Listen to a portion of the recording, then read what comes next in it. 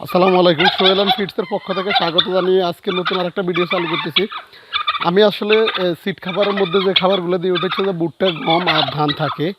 এই খাবারগুলো আমি একবেলা দিয়ে থাকি। আর সকালবেলা যে খাবারটা দিই ওইটা হচ্ছে যায় এই যে এখানে দেখতেছেন আপনার গমের ভুসি, তারপরে হচ্ছে যে রাইস পলিশ মানে কুড়া, বাতের মার, এগুলোর সাথে হচ্ছে কিছু রাইস দিয়ে মিক্স করে এই খাবারটা দুইটা এর মধ্যে পাত্রের মধ্যে থাকে সারাক্ষণ। আর হচ্ছে যে এই যে খাবারটা, এই খাবারটা হচ্ছে যে শুধু এক বেলায় দিয়ে থাকি। ভুট্টা, গম আর হচ্ছে যে ধান, এই তিনটা মিক্স করে এই খাবারটা এরা অনেক বেশি পছন্দ করে। আর টার্কির কথাটা হচ্ছে যে এই যে টার্কির মেলটা হচ্ছে যে এখন এখানে আছে, আর ফিমেলটা হচ্ছে যে ডিমের জন্য এখানে বসে আছে, এই যে ডিম দিচ্ছে। অলরেডি কালকে যারা ভিডিও দেখছেন ওই ভিডিওর মধ্যে দেওয়া আছে যে একটা দেশি মুরগির মধ্যে হচ্ছে 5টা ডিম দিয়ে বসে রাখছি আমি।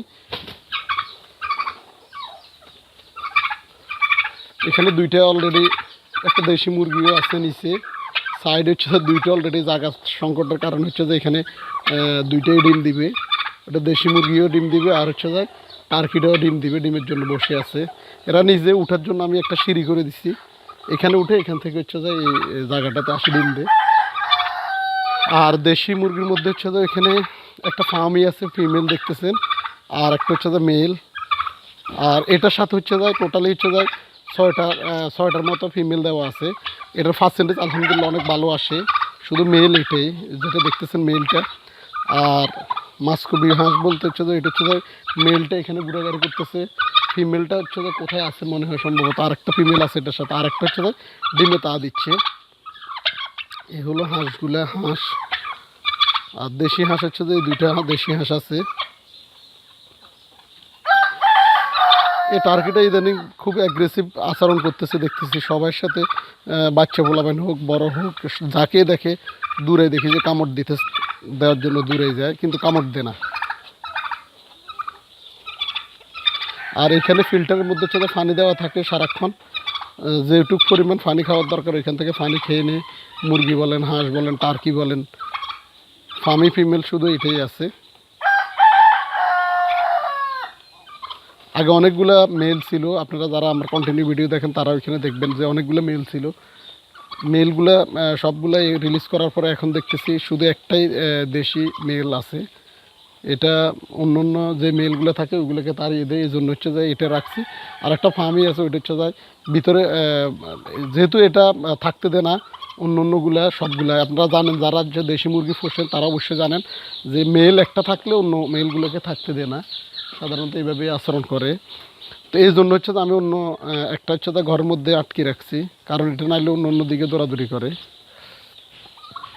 আপনারা খাবারের মধ্যে হচ্ছে যে ভারী খাবার যেটা দিতে চান, যারা দেশি মুরগি বা হাঁস মুরগি পোষেন তারা অবশ্যই ভারী খাবারের মধ্যে এই ভুট্টাটা রাখবেন, গোটা ভুট্টাটা। কারণ ভাঙা ভুট্টাটাতে বিভিন্ন ক্যাঙ্কারযুক্ত হওয়া থাকে, এই জন্য হচ্ছে যে বিভিন্ন রোগ জীবাণু আসার সম্ভাবনা বেশি থাকে, এই জন্য হচ্ছে যে আমরা ভাঙা ভুট্টাটা ইউজ করি না। আপনারা ইউজ করার ক্ষেত্রে হচ্ছে যে গোটা ভুট্টাটা খোঁজ করবেন, গোটা ভুট্টার সাথে হচ্ছে যে ধান আর হচ্ছে গম মিক্স করে দিবেন। এই যে মাছকবিটা খাওয়ার পরে এখন পানি খেতে গেল ওইখানে। এটা হচ্ছে তো সবচেয়ে আমার ফিমেলের মধ্যে সবচেয়ে ছোটো ফিমেল, অল্প বয়সে ডিম দিচ্ছে। এটা অলরেডি 6-7টা ডিম দিয়ে দিচ্ছে। এটা এটা একবার অল্প বয়সের একটা ফিমেল, এটা অলরেডি 6-7টা ডিম দিয়ে দিচ্ছে। এটার সাথের যে অন্য অন্যগুলো আছে এখনও ওগুলা ডিম দেওয়ার কোনো সম্ভাবনাই নাই, কিন্তু ওটা এত অল্প বয়সে ডিম দিবে আমরা আশাই করি না। ওটা যখন ডিমের ঝুড়িতে যখন বসতেছে তখন চিন্তা করতেছি যে এটা ডিম দেওয়ার সম্ভাবনা না, মানে তখন বুঝলাম যে এটা ডিম দিবে। ভিডিওতে কেমন আসতেছে বুঝতেছি না, কিন্তু এটা একবার অল্প বয়সে। এটার সাথে হচ্ছে টোটাল আমাদের 6টা ছিল। এই যে একটা মেল, আরগুলো কোন দিকে আছে কে জানে, ওইগুলো ঘোরাঘুরি করতেছে হয়তো, ওইগুলো ফিমেল।